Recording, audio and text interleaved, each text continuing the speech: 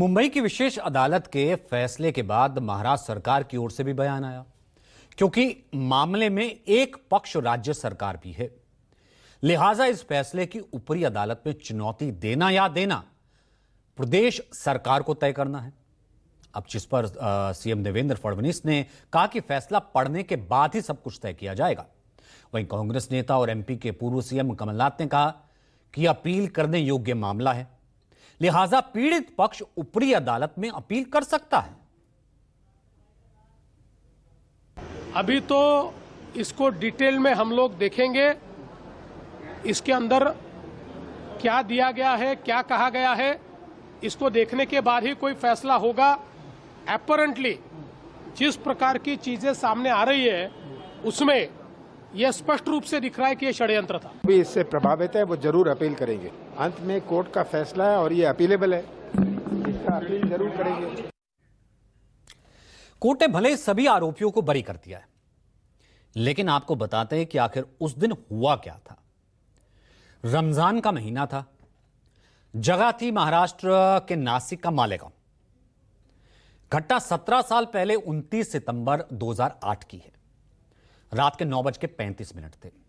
नमाजियों की भीड़ थी, बाजार भरा हुआ था, हलचल थी।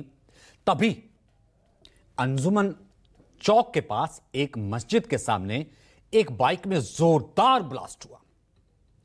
यह बाइक LML फ्रीडम मोटरसाइकिल थी। कथित तौर पर बम ब्लास्ट हुआ, तेज धमाके से खौफ पैदा हो गया। धमाके की तीव्रता से आसपास की दुकानें तबाह हो गई, मकान क्षतिग्रस्त हो गए, अफरा तफरी मच गई।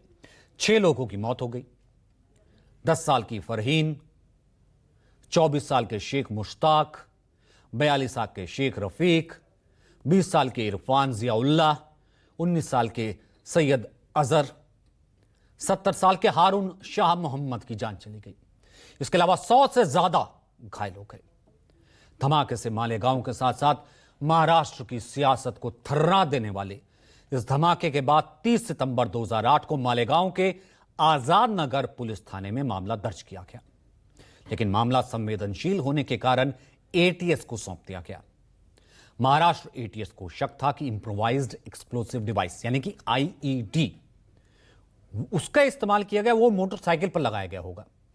यह शक था कि षड्यंत्रकारियों ने बम धमाके के लिए जानबूझकर रमजान महीने का इस्तेमाल किया और नवरात्रि की वो पूर्व संध्या थी।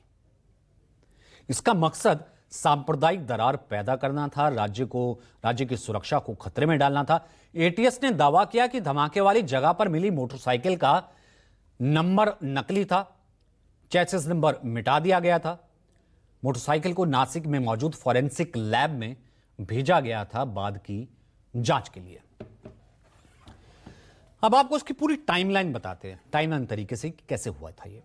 29 सितंबर 2008 मालेगांव में शाम को 6 की मौत होती है, 100 से ज्यादा घायल। 30 सितंबर ATS जांच शुरू करती है। ATS प्रमुख उस वक्त थे हेमंत करकरे, वो इस केस को लीड करते हैं। 23 अक्टूबर 2008 को प्रज्ञा सिंह ठाकुर, शिवनारायण कालसांगरा, श्याम भावरलाल साहू गिरफ्तार हो जाते हैं। 5 नवंबर को कर्नल पुरोहित, समीर कुलकर्णी गिरफ्तार। 26 नवंबर को हेमंत करकरे मुंबई 26/11 आतंकी हमले में शहीद हो जाते हैं। 2009 ATS ने चार्जशीट दाखिल करती है। वो ATS 2009 में अभिनव भारत संगठन का नाम सामने आता है। 2010 कुछ आरोपियों को आंशिक राहत मिलती है, अंतरिम जमानत मिल जाती है। 2011 केस की जांच महाराष्ट्र ATS से हटाकर NIA को फिर सौंप दी जाती 2011 में। अब मई 2016 NIA ने साध्वी प्रज्ञा को आरोप मुक्त करने की सिफारिश कर देती है। वो 25 अप्रैल 2017 बॉम्बे हाई कोर्ट ने साध्वी प्रज्ञा को जमानत भी दे देती है। वो अब भी बेल पर थी।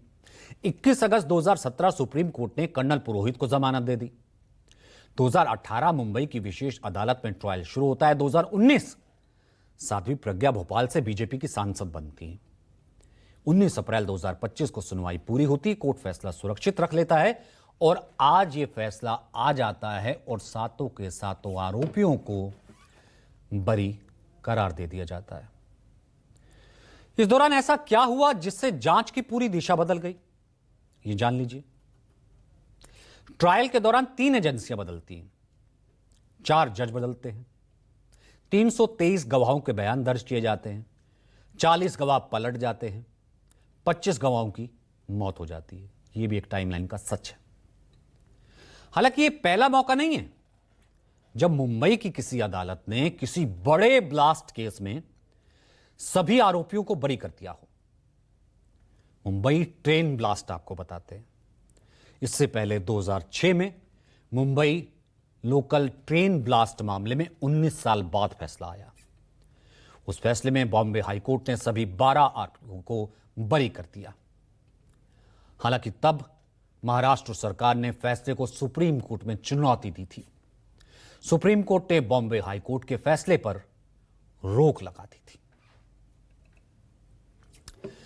तो कुल मिलाकर आपने देखा कि महाराष्ट्र में 2 बड़े धमाके, दोनों धमाकों में 195 नागरिकों की मौत, और अब फैसला आने के बाद कौन गुनहगार? कोई भी नहीं। किसने बम लगाया? कुछ पता नहीं।